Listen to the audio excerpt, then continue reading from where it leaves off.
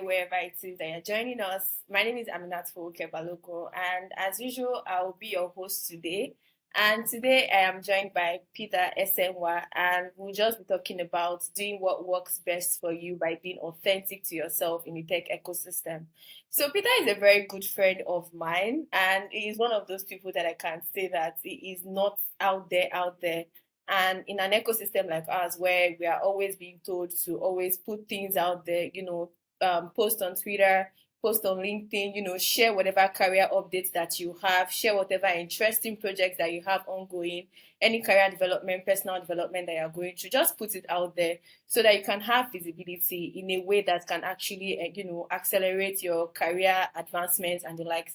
But Peter and a few other people are not actually playing by this book, and Peter is actually making huge life updates, career updates, and the likes without actually putting in so much work that we were actually advised to put into. So, in today's episode, we'll be talking about visibility. We will also be talking about Peter's unique journey, what has worked for him, what strategies he uses that is, different from the conventional advice that we're given. So Peter, over to you. I would love you to give like a brief introduction about yourself. And most importantly, I want you to give like an interesting fact that no one knows about you, and I want them to find out on this call. Okay. Thanks for the intro, Amnat. Um, you really played it off a little. Okay, but about me, first of all, I'm a software engineer. I've been a software engineer for eh, about 8, 9 years, and come on, I mean that time has basically flown by, and I would say uh, I am someone who likes what I do. I like entertainment and movies also. I like to balance my work and life and play. Um, Someone who's been extremely lucky. And uh, hopefully, maybe something I say today would be useful to someone. I generally don't do stuff like this. So, yeah. And something about me. Hmm? Thank you for Yeah. thank you for doing Uh, this. well, something about me. I mean, most of the audience wouldn't know who I am. And the people who know who I am between some of us probably know a lot about me already. Uh, okay, something about me. Yeah, well, I love swimming, and particularly, I know you don't also know this, as I said, yeah. Uh, I, I am self-trained in swimming, but I feel confident, like I'm quite good at it, and it's something I enjoy doing from time to time. Yeah. Hmm? Really, I didn't know you loved swimming, unless the recent picture I saw, but that's Oh yeah, off the yeah. call. All right. Thank you so much for that brief description about yourself. So let's just get into it. So we'll start with getting to know you much more deeper. So, Peter, my first question to you is what makes you you? And that goes to, when we talk about being authentic to who you are in life, it actually integrates into different aspects of your life, your professional life included. So, what makes you Peter? Hmm. Okay. So without like unpacking my whole psyche on a call, uh, I would say, let me see, from people who know me, how they explain, like how they reference me to, like, tell me what I feel like to them. That's what I would, that's where I'll come from, right? So people would usually, they'll usually say I am a very open person, that's one, and I'm generally, uh, playful and I like doing fun stuff. I am also someone who actually likes to keep to myself when I need to. I'm the only child, so I have this very big dichotomy where on one side I can be very playful and very outgoing, but then social energy finishes Yeah. back in my closet and I can stay in the house for 7 days without feeling without feeling like I'm missing anything. Um, I also cherish a lot of things. Like I'm intentional about trying to find things I cherish outside of just work or inside work. So focus on good entertainment, good food, good music, just kind of broadening the scopes. Good music. So I uh, I also do not think that there is much special about me. I'm the kind of guy that I see myself as someone who is very good to average about a lot of stuff. But so like a jack of all trades in a true sense. Yeah, those are, and so how does that play into my work life? Like you kind of alluded to that. So let's see. Um, I've been able to literally jack of all trades my way through my career. I have worked as a mobile engineer, web engineer, front end, back end. Are you counting? Count down. Um, I had to because I've been I able to know. also work as a support engineer and also teach. So uh, basically do anything I can, right? I stopped. Basic, He didn't had back end because I think you're full so, stack. so um, Okay. I've been able to try so many different things. And so that's one side where, I don't shy from trying new frontiers. And also, in terms of how I relate with people, I've also worked with huge teams, people all around the world, while also working in small teams where I might only be the only person or have one or two other people. And I'm able to function because, like I said, if I'm alone, I can, still feel productive and useful. And then I can also try and do that within a team. Yeah, that's great. So yeah, like an individual who is open to trying out new things that make you explore different things. Yeah, thank you so much, Peter. So let's dive into why we're actually here today, and that would be what does visibility means to you? I mean, being your friend and knowing the kind of person you are, you've taken much more like a private path into your career, right? You're not like the way you're like one of those tech bros that even if we find your social media handles, probably on LinkedIn or on Twitter, we don't see anything there. And you're like, when you check out their job history or their work experience, you're like, this guy is not, doing all those kind of like things that we're expected to do. So like I would just like to ask you probably what's your definition of visibility? Okay, so first of all, just bear with me. I intentionally did not come up with very scripted answers. I knew, like, disclosure, I knew the topic beforehand, but to be authentic, right, I didn't try and come up with any scripted answers. So, for visibility and what that means to me, I think it's very simple. For me, I only think I need to be seen by whoever needs to help me, right? Whoever I need to help me. So there is this cast your fish net wide approach and try and see what that brings in, where you are as visible to as many people as possible. And that works from the brand perspective that I've seen Balloon recently, where I, I think just slightly pre-COVID is when I started seeing stuff like this. But where people say you have a personal brand and you can work on that brand and you can try and be as visible as possible. So that takes it to the max. That's like, make sure everybody that sees you very well. And then maybe one or two people there, kind of.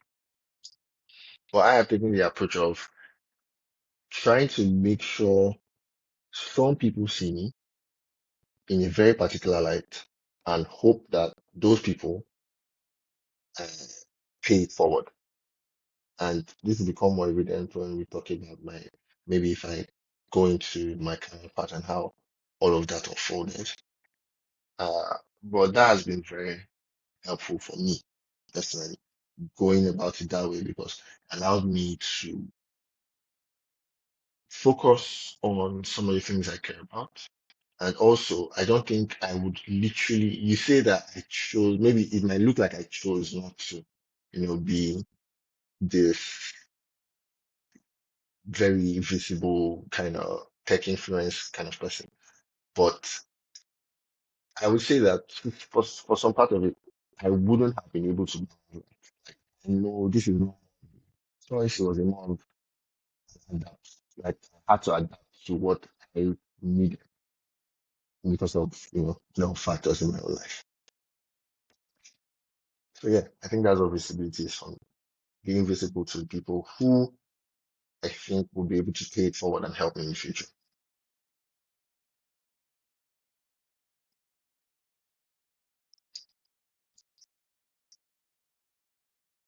All right. Thank you so much, Peter, for telling us what visibility means to you and how you approach it by ensuring that people who actually matter actually are the one that you are being visible to. But my follow-up question would be, how did you recognize that this is what works for you? Because I remember you mentioned something earlier that you've consciously tried to adapt to it, and then you kind of like went back. So, but like, how did you finally recognize that? Okay, this is not working for me and this is what works for me. Okay, going into let's say the midpoint of my career, I there is this retrospection that you can have, right? Where you can look back at maybe a few years and see what has worked. And it was about halfway through my career that I started paying attention to, oh, this is how I've been making my headways. This is the things that led to progress. And none of that had anything to do with any effort I made to be more visible in the traditional sense.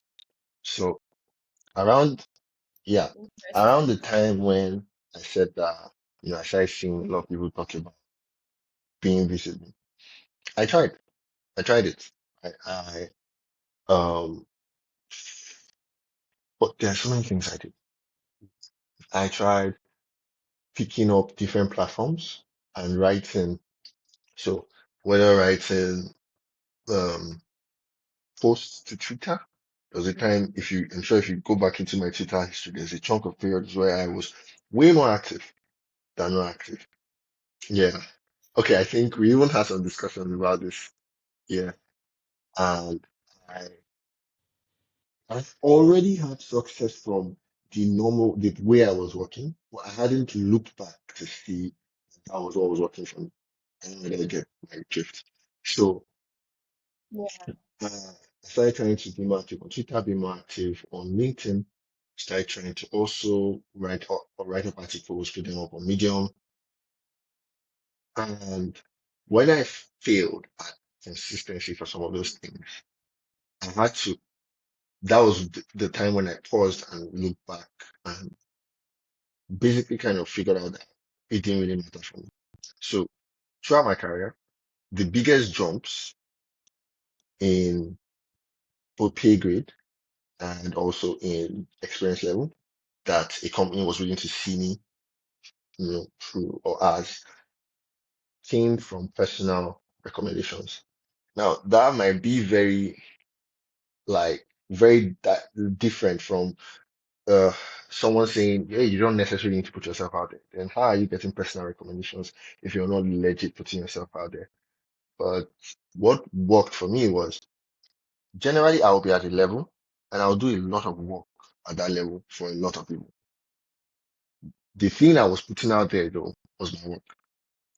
For a lot of time, I was willing to do anything that I was remotely interested in. There was a balance between doing jobs that were going to give me some good amount of pay to doing jobs that were interesting and just getting some money, but still doing as much as I can do. So if I was doing only what could pay me, I would have more time. Like I'll have more free time at that point. But at the beginning of my career, I basically was given as much free time to jobs I would consider like hobby jobs. But they were not mine. I never did any project that I just, people would say part of visibility, do some projects, put them up there. That's very valid, right? Yeah. Very valid. But I was unknowingly using those kind of projects as some form of visibility also. So instead of doing a project on my own and then hoping you stumble onto my GitHub from seeing my LinkedIn article, and this was not thought out by the way, but that was one part, right? So the other part I ended up doing subconsciously was doing some project for somebody that was interesting to me, Mhm. doing for like maybe three people, doing a window, a period of time. And then maybe one of those people, right, says something to someone else. I think this guy can do what you need. And that becomes a job opportunity. The first time this happened was Yeah. from university. There were a couple of people who needed to do projects. Um, I had already gotten my project down a long time ago because I knew what I wanted to do. I was playing around with it. I liked, programming as a hobby. And then Mm. I ended up doing some projects for some people that paid me. They legit paid me some amount of money. I mean, Nigeria being what it was then, I think getting 20K for a project wasn't bad. Getting, you know, 20, 10K, 40K, No. yeah, it was legit not bad as a student out of Ogun State, but you could spend that money. So, um, I did some of those projects, but I also did some projects that didn't give me anything. Like the promise of cash was so small, or the person would promise me something else as payment. Oh, Mhm. guy, help me. I have this other. We can Mhm. go to this place. I have tickets to this concert. We'll just go. I'm like, okay, sure. So I did a lot of projects, and then the first real thing I was like the first real milestone in my career was a startup that I had no business being in. It was being run by some people I did not know at the time, but someone among them that was running that was planning to do that startup knew me and knew what I did during my project period, and that was how I joined Cycles, right? And Cycles ends up bringing me into like this group of people at Facebook, right? Okay, so that's just one example. And at every point of my career, if we have time, I can literally show this play out where at every point someone is mentioning Mhm. something in a room where I don't have any business being here because I don't know any of those people, but then they know someone who, on the side saw my work and they bring me. Yeah. That's really great, Peter. I think like I took something from what you just said about figuring out what works for you because in hindsight, if you do not really like have a retro about your progression throughout your career, you might not necessarily understand what has been working for you to finally understand what works for you moving forward. And I felt like understand how you as a person actually integrate into your professional life, and that is you being open to different interesting projects, and in a way it has somehow worked for you, how people have mentioned your names in rooms that you're not there, and it has further given you opportunities that has helped you advance in your career. Thank you so much, Peter. So another question is still circling back to how we started off in terms of visibility and how at first you were trying to like try it out. So this you're trying it out, was it as a form of pressure? Like were you pressured to actually feel like, oh, let me try this thing that everyone has been talking about, right? To see if it works for Hmm. me. So Definitely. There was a part of it that was full on pressure. It felt like, I think some of that part of it was, hey, me telling myself, you don't know everything. Maybe these people have some mhm. insight. And also people telling me that I had information that other people could use. So those were like the three things, right? So Yeah, it's like, there's hey, that. you have information that people There's can that. use, you can put it out there. And then the tech ecosystem started really driving the whole narrative. Hey, you need to be like the tech influencer became popular to me during that period. Yeah. So, Yeah, I think mhm, during yeah. COVID, they really became So influential. at that point, I started trying, and that was the main reason why. basically. If you had left me alone, if I think the reason why the pressure also got to me was there was this, I was in transitionary period in my career. I wanted something next, right? You know, there are some points where you feel like you've done Mhm. a good amount of time at the level you are, you've been trying to hit some other level, you have some goal. And it was like, you know what, I'm trying to hit this next goal. I'm trying to get a job that is maybe international, stuff like Mhm. that. Maybe this is what I'm missing. Right? So Yeah. I tried it. Yeah, that was basically why. So the reason why I'm asking that question is, like you mentioned, for some time now, over the past few years, there's been this narrative of having to, put yourself out there in terms of visibility and having like a brand of yourself, which is not necessarily bad. But one of the reasons why we're having this is because this doesn't work for everyone, maybe in terms of who they are, in terms of being authentic to themselves and the likes. So let's shift forward to your accomplishments in your career so far. Has there been any major opportunity that you've landed and that was not due to, this context of things that we're discussing about in terms of visibility that you do not mind sharing in this episode? Mm, yeah.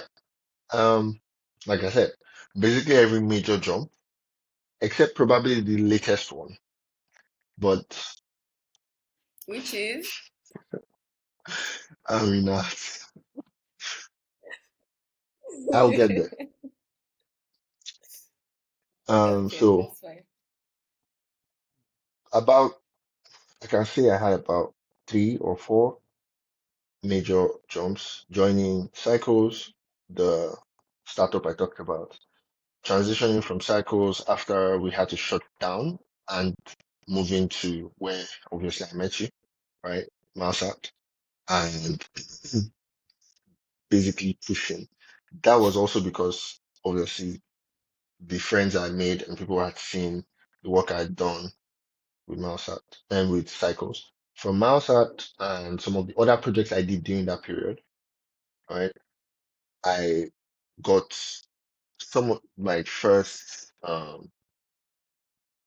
what do you call this? My first remote gigs, right? Full remote gigs, not something where someone's paying you on Upwork, like a gig platform, but like a job remotely. And I Mm-hmm. think the most impactful would be, yeah, would be one of these. So recently after when I started looking for a way to kind of immigrate, right? I'm going to give this as an example before the main one that you're anticipating. But while I was looking for a way to immigrate, uh, I left Max at Ashino and also kind of pulled away from doing a lot of jobs that at the time I just needed some downtime that I felt were distracting me because I wanted to focus on proving myself in a more global scale. So I didn't need to leave Nigeria to Level. be on the global scale, right? I just knew that I Mm-hmm. needed to work with some kind of international company, even if the international company was based out of Nigeria, to prove that I can work in a large scale company, Mm-hmm. because it's very different than working in 2 startups and also in some other capacities here and there. So, um, by so by the time I was trying to get these gigs after leaving all that stuff, it was still one of my relationships that had shown working both in Malsat and on other projects with some people from Malsat, Nonso, right? So it was my relationship with Nonso through some of these kind of, hey, I'm doing this project with the guys, and also showing that I could really put in the work Mm-hmm. in Malsat. That got me Yeah. into a remote gig, right? And I had done some other remote gigs then before then, but this was the first one where the employer was based abroad. Like all of these conditions were all met. I had done some where the employer was based abroad, but I was employed within Nigeria. So I was paid in Naira. And the laws that were applicable to my employment were Nigerian laws, right? That was one Mm-hmm. case. and then also the teams were probably small, right? And the size of the company was small relative to what you could find outside the country. But this was the first time I got a job where I was working for someone outside of the country. The employer was based out of the country. The company was based out of the country. The team was fairly large and was growing, although they were not the biggest. And also, but most important, I kept the job for a long time, right? For about not very long, but long for my career. Because apart from the jobs where I was working as a like part of a startup, because of the nature of being the kind of person who liked to try a lot of things, I moved around a lot. So I could work at a place for 5 months and be out of there and do another stint at 8 months. Most of the time, that was part of the plan. Like the people who I was working for knew that I was only going to be there for a short period of time, right? But for this, I worked at a place, all of these things, and worked for a longer period of time. The reason why that was important to mention is I think there was this perception that maybe I didn't have staying power in a non-startup kind of company, right? To stay there for a while. And so yeah, um it was Nonso's relationship that helped me check all of those boxes, basically. Then also for the latest one, after getting that gig, um I basically got a recruiter who had gotten me into a previous job, one of those jobs I said I stayed for a few months, right? He linked me up on their own. So I stayed at her, so a female recruiter who had gotten into a job where I was working remotely with a US company, but I stayed there for 5 months, linked me up with another recruiter that basically just hailed me up on LinkedIn. This guy just hails me up like, hey, someone else Mm-hmm. recommended a profile to me. I've looked at the profile. It looks good. Yeah. Are you interested in some opportunity? I'm sure. He's like, just tell me what's going on. And he gives me the lowdown. And before you know it, I'm staring down like one of the biggest opportunities in my career. I My profile on LinkedIn had not gotten updated in about a year, right? I hadn't posted anything. Come on, Eh? Smiley. Come on, Yeah, it Smiley. was also crazy for me, eventually. My career just at every point, right, where this kind of bumps happened, minimum three, four Mm-hmm. X kind of change in the kind of work I'm doing, pay, and also the prestige level that you're at. Yeah. And from when he messages me to when I finally land the gig, a few months passed, and now I was able to immigrate to this job, um, moving to Thailand from Nigeria, and all without having to even apply per se. And that's right, Yeah, that's that's part of it. incredible. So there is That's merit incredible. to being visible, but if you do not have the energy for whatever reasons, I have my own reasons why. Some are very personal reasons, health wise, while some are also just very personality reasons, right? Some people, yeah, for Yeah, some people, it's yeah, all about personality. You can't just keep up with it. You have other things you like to do. You don't really care about writing, stuff like that. There is still merit to being visible, but if you can't keep up with, that type of visibility, there is still this other angle of making sure you're visible to the right people. I know I've talked a lot in this section, right but I people. think the most important thing I want to give about that, because you can just say, hey, no need to post a lot, no need to do all this stuff, but just be visible to the right people.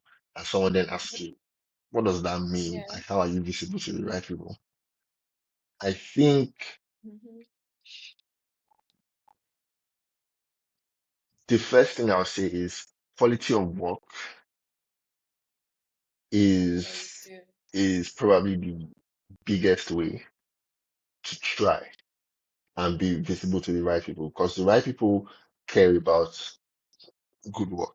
The people who have a say in who gets employed at a lot of companies, the most Mm-hmm. important factor is the quality of the work the person is putting out. A lot of the other things we do are Mm-hmm. signals for quality of work. hey, I wrote a blog article.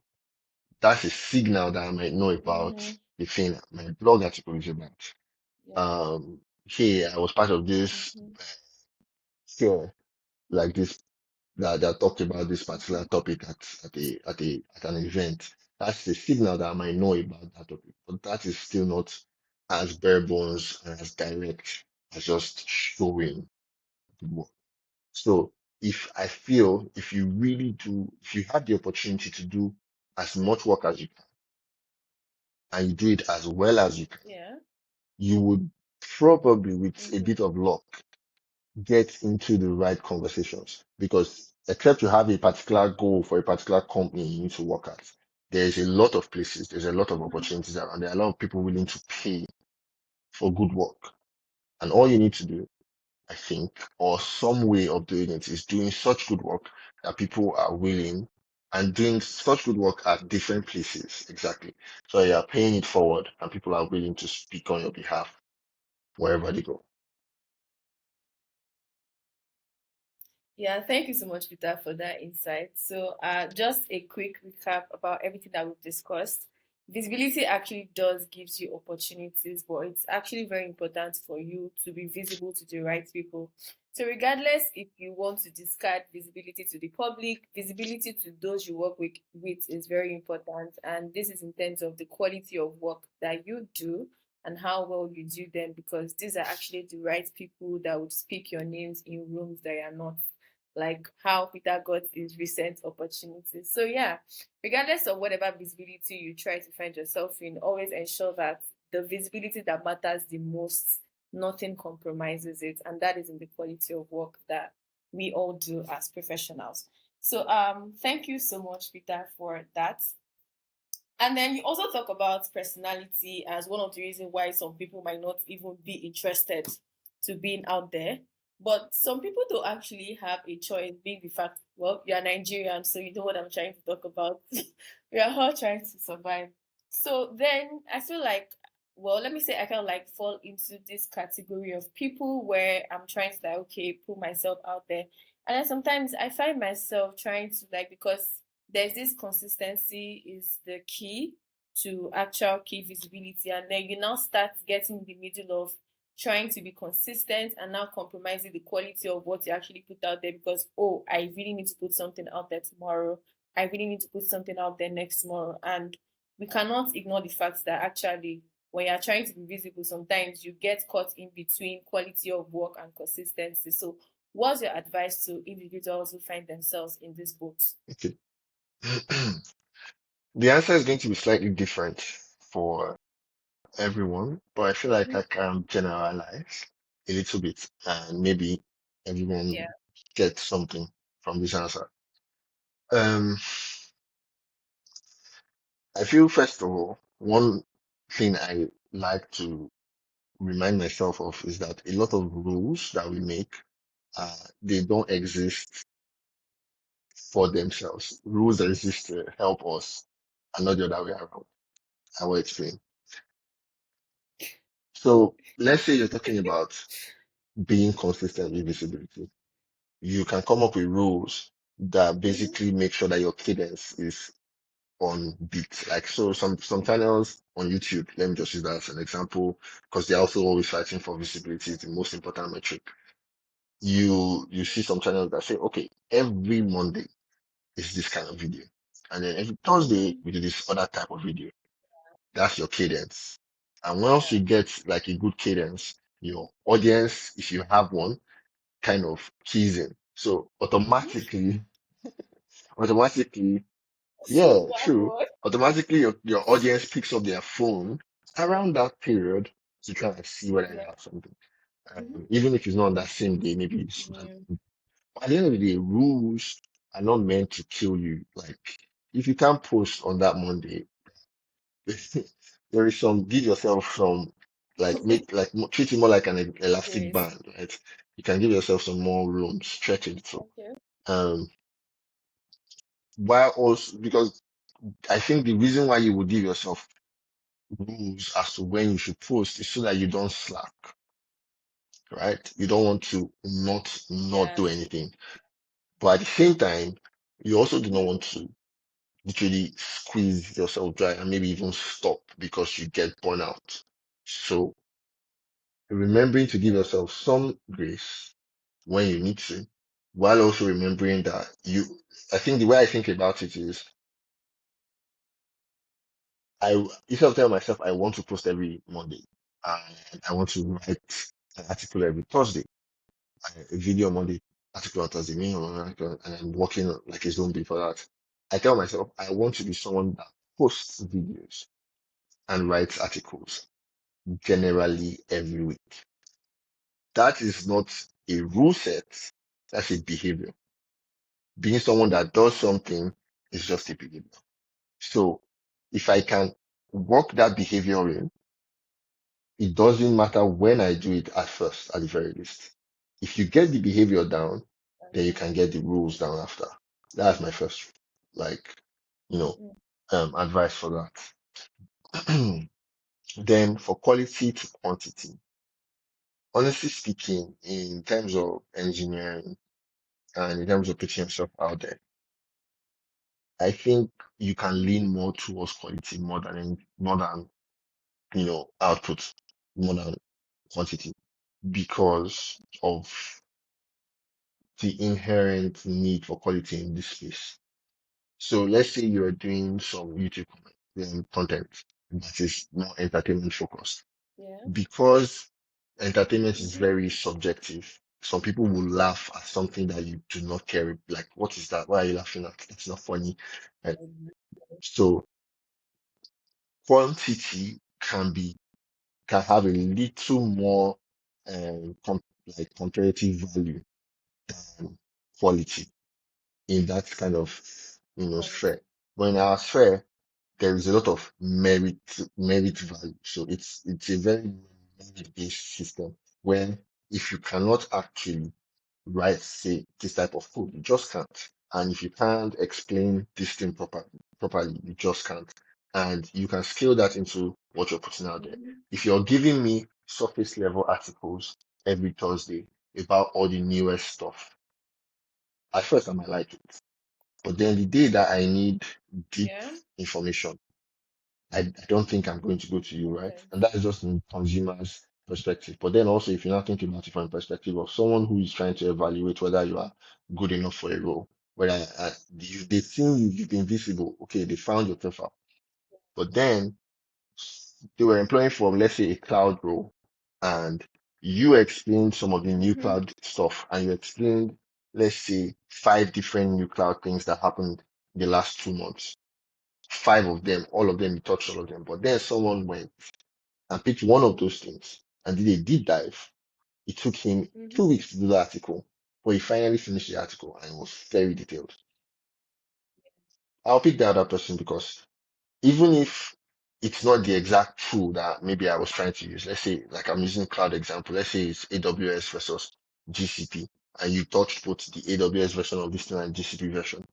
The fact that this person was able to go deep Mm-hmm. with the quality on the AWS side gives me more confidence that they can do that on the GCP side instead of you that just went surface level for both. So I think in that situation, you should lean more towards quality over quantity because of just because of the type of ecosystem we're in. Yeah. Thank you so much, Mr. Esenwa. So moving forward, talking about authenticity. So do you think it's like a long game in the industry? Mm. First of all, I'm going to sound like a boomer with this thing. Definitely, yes. I think being authentic is very important. I Mm-hmm. have had situations where I see people just have examples from people in my personal life, people I went to school with, where I see what they're putting out there. Mm-hmm. And Mm-hmm. I know one that this person actually doesn't care about this thing. That's one. Not just in how do I explain this? Okay, say I what's easiest to explain this? Okay, the person doesn't care about it, not just in the sense that they are trying a new tool so that they can explain it to people. They might not have even from Yeah. the article that they wrote. I find it doesn't seem like they actually interacted with the thing they're talking about, right? So you're writing an article, you quickly, okay, let's say Google releases a new product. You quickly go, you find out about the product. You don't interact with the actual product. You find out what other people are saying. Okay, it's going to do this, it's doing that. You are technical enough to piece what the product is about from other people and from what Google has said. You piece it together, you write an Yeah. article, it will help you with this, and Mm-hmm. boom, you've written that article. I was like, you didn't interact with this thing. You are telling me it will be useful in such and such way, but you didn't show me how.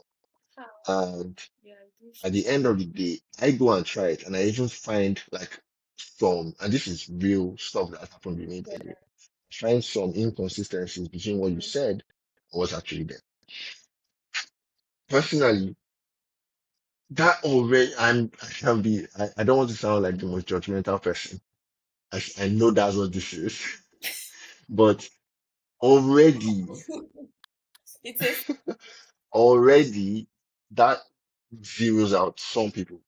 I have had the opportunity to be in positions where I, okay, I missed this one when I was working in this field. I didn't see what you're counting, but I have also worked in a very tiny capacity as someone who was just lending my expertise to companies who were trying to interview clients, interview not clients, sorry, potential employees. So I wasn't working there, but they pay me to come and interview people.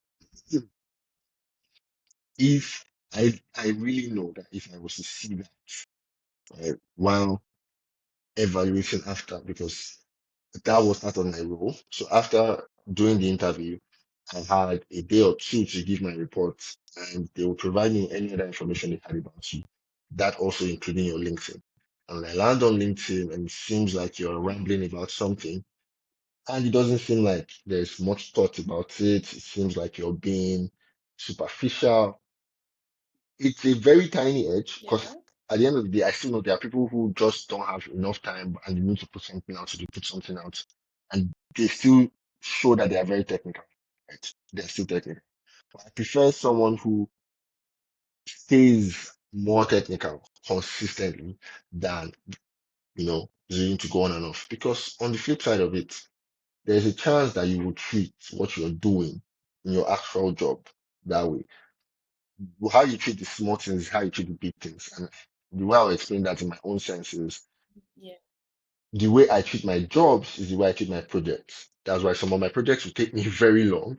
I'll finally put them out, but like it take me a very long time. It's because the same kind of balances and checks and the same kind of effort I'll put into something I'm doing for myself as a side hobby is the same kind of effort I'll put into my actual jobs when I have them.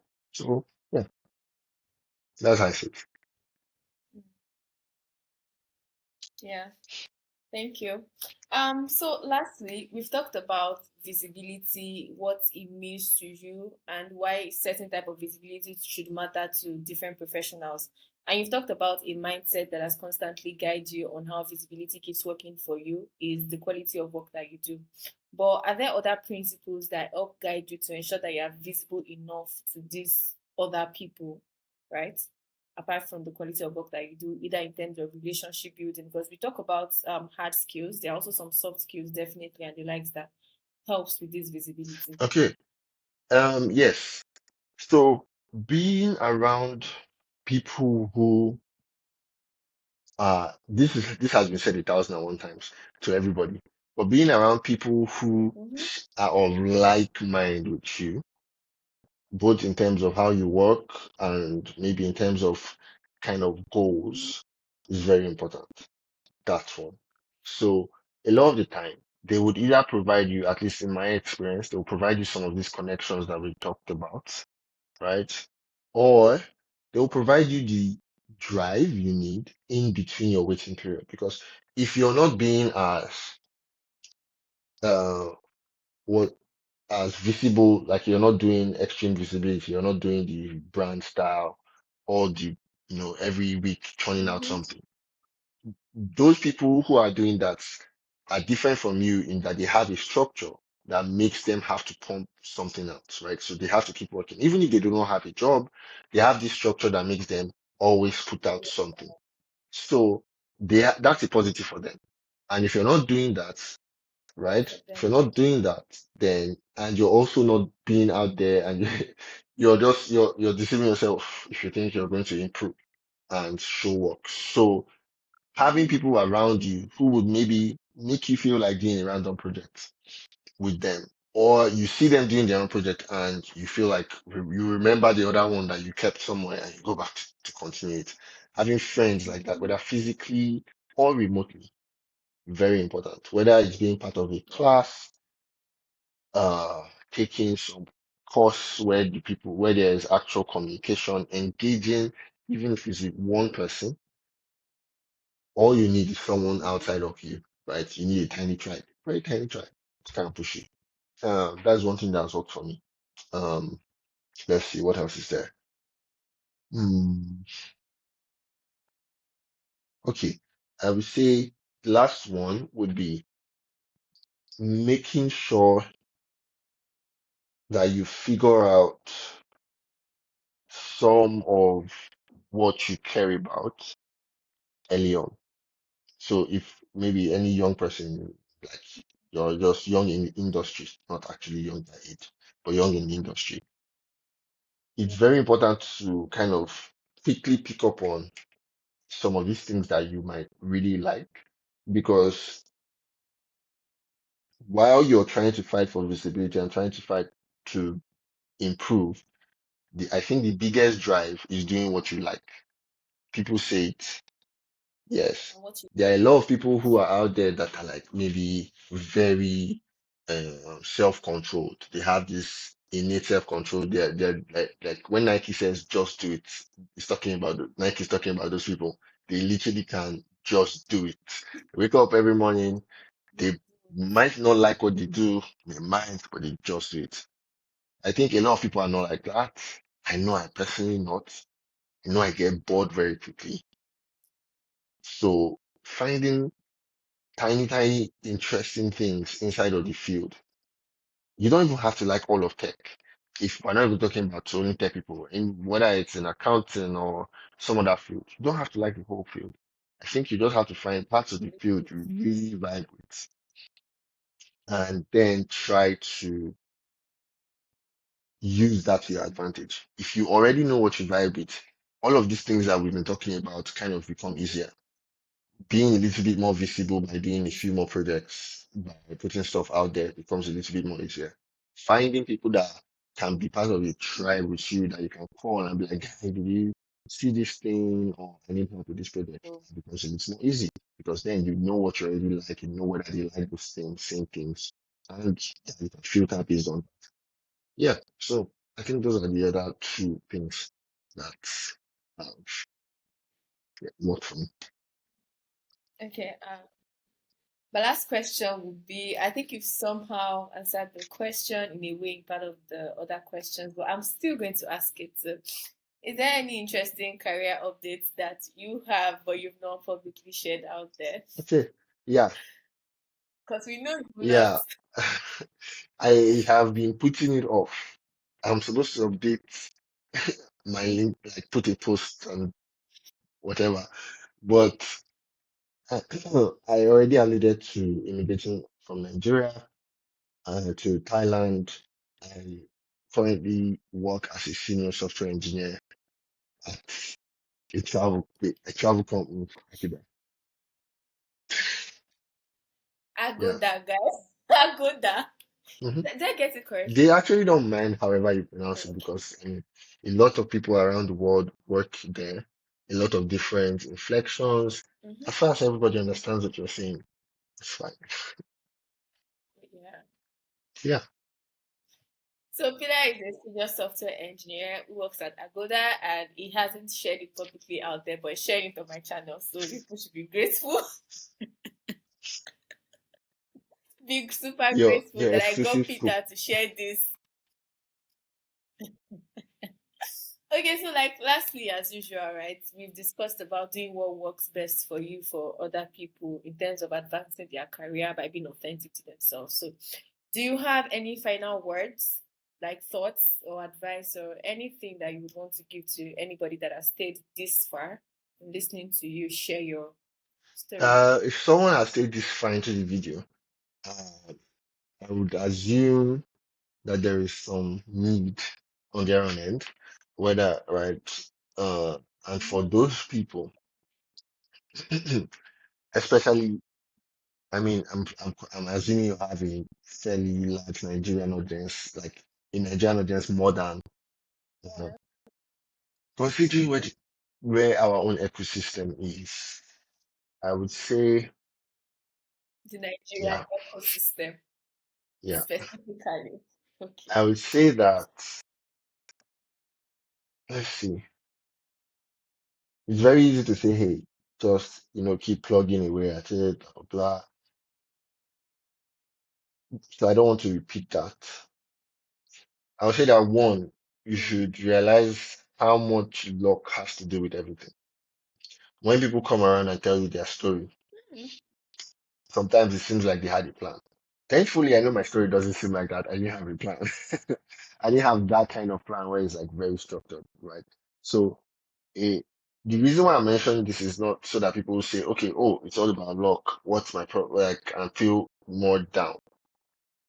I feel that I'm talking to the kind of people who feel down because it doesn't seem like getting anything. So they start thinking, well, maybe it's me. A lot of it has to just do with Mm-hmm. random, random stuff. I have heard some of the reasons why I got employed, which is, I think is something more people can start to do. If you get into a new place, ask someone, why did you pick me? Like, thankfully, I was able to do that in the last 2, 3 places I was at. And it's been for some of the most random things. Like, yeah, some people are like, oh, we thought you had this exact skill set because we saw that you had just finished doing something that was matching that skill set. So we chose you. And that's some of the stories you Mm-hmm. hear, or like you choose you for a very particular skill set that you just proved to have. Sometimes like one of the other times I heard, oh, you were eloquent in your explanation, and we are looking for people who can join a particular kind of team where that is needed because the team Mm-hmm. needs cohesion based on what they are working on right now. I, I, I've never called that a skill set of mine that I think would get me a job. Another time, someone literally, the third one, someone told Yes. me, we both liked your vibe. Like my two interviewers on separate calls were just like, we liked your vibe. And vibe is literally the most random thing to pick someone over. So there's a thing of luck there. So I think with all I have said, if you're going with this kind of flow where you're not trying to put yourself out there, to remember that it's most like we are the heroes of our own stories. We're the big we seem very big in our own stories in terms of how much influence we have on things. But if you can remind yourself that it's not all about you, I think it gives you freedom to Mm-hmm. just do what you can.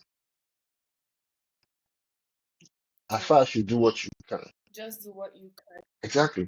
And let luck, Just do what you can. yeah, Just do it. Does that? Oh. Yeah, thank you so much, Peter Esenwa, for, taking out of your time. I'm very grateful for this my session. pleasure. I found this like very insightful, and I hope the audience also finds it as insightful as well.